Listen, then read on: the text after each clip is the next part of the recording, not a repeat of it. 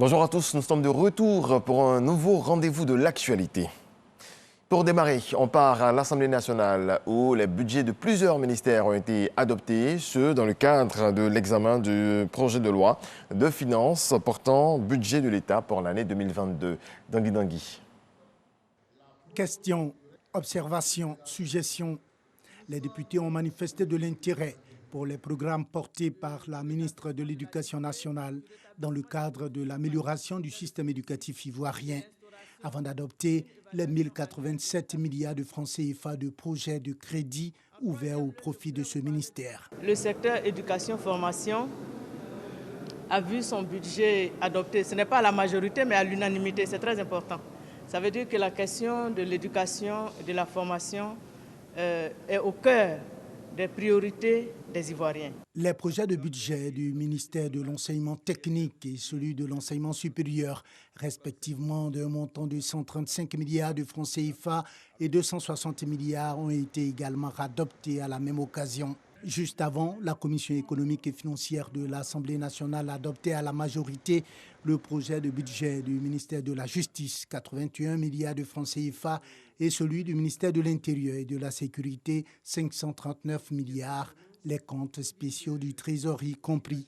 Le projet de budget de 378 milliards de francs CFA du ministère de la Défense, en baisse de 3% par rapport à celui de 2021, a été également adopté. Au vu des questions qui nous ont été posées, nous avons compris tout l'intérêt que les députés portent à ces questions de sécurité, de défense et de justice. Et nous voudrions encore une fois de plus les remercier pour nous avoir compris. Après des débats, les députés ont également adopté le projet de budget du ministère de l'intégration africaine et de la diaspora, 87 milliards de francs CFA, et celui du ministère des Affaires étrangères, 109 milliards. Ce budget va nous permettre de répondre à la nouvelle orientation donnée à la diplomatie ivoirienne par le président de la République, à savoir mettre l'accent sur la diplomatie économique. Le grand oral des membres du gouvernement en vue de défendre et de faire adopter en commission les projets de crédit qui leur sont ouverts a commencé ce mardi et se poursuit jusqu'au vendredi. Le terrorisme s'invite à la réunion des chefs d'État de la CEDEAO. Ils sont réunis à Abidjan pour 3 jours. Les travaux ont été ouverts par le ministre de la Défense, Téné Birahima Ouattara. On en sait davantage avec Abou Sanogo.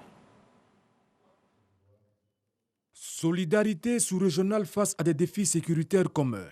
C'est de cela qu'il sera question au cours de la 41e réunion ordinaire du comité des chefs d'état-major de la CEDEAO, la communauté économique des États de l'Afrique de l'Ouest.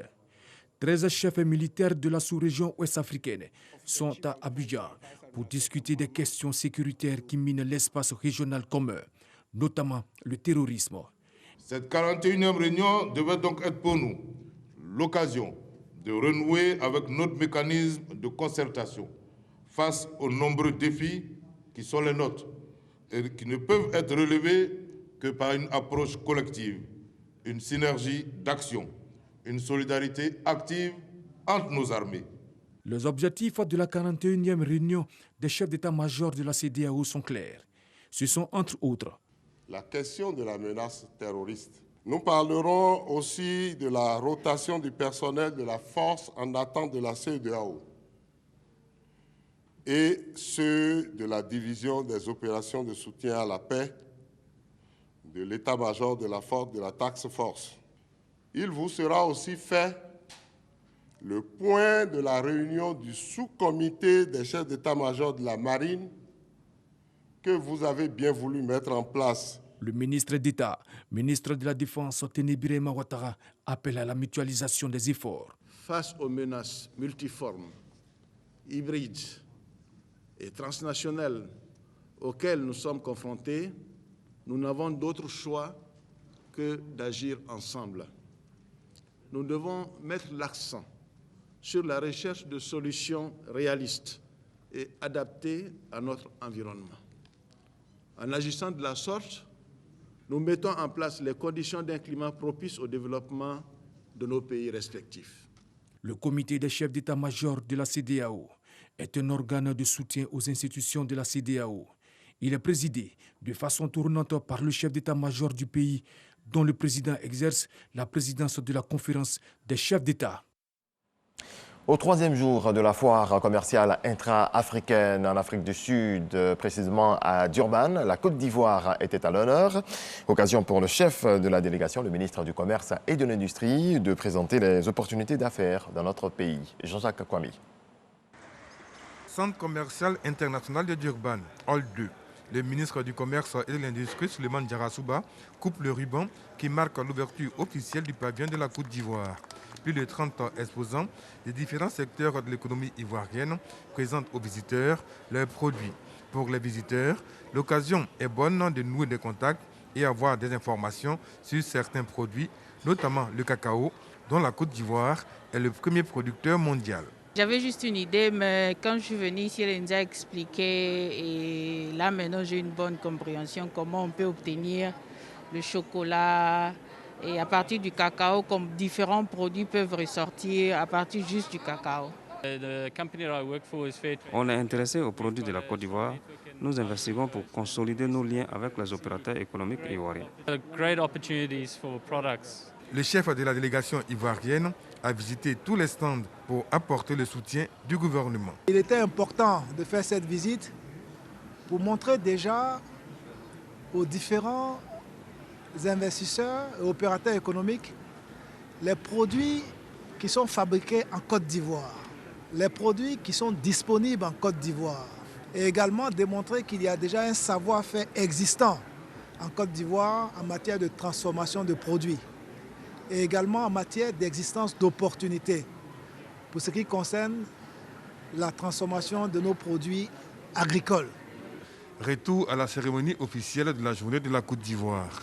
L'ambassadeur de Côte d'Ivoire en Afrique du Sud et les représentants de la Commission de l'Union africaine ont insisté sur les obstacles à la zone économique de libre-échange commercial, la ZELCAF. Le ministre Souleymane Diarra-Souba a pour sa part relevé l'importance du commerce intra-africain. 16% selon un rapport de la Banque africaine de développement. Il faut inverser la tendance et cela passe par une diversification des échanges commerciaux.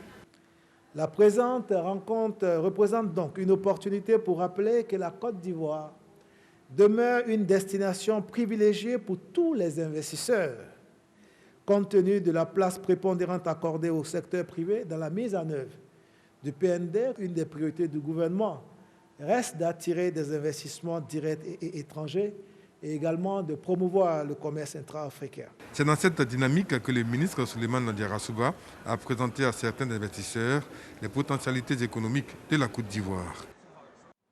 16 syndicats du secteur de la santé publique en Côte d'Ivoire ont démarré une grève de 4 jours ce mercredi en vue d'obtenir de meilleures conditions de vie et de travail. Ils réclament notamment la mise en application de la loi portant réforme hospitalière. Le ministère de tutelle appelle à la raison. C'est ce que nous apprend Salima Toudia.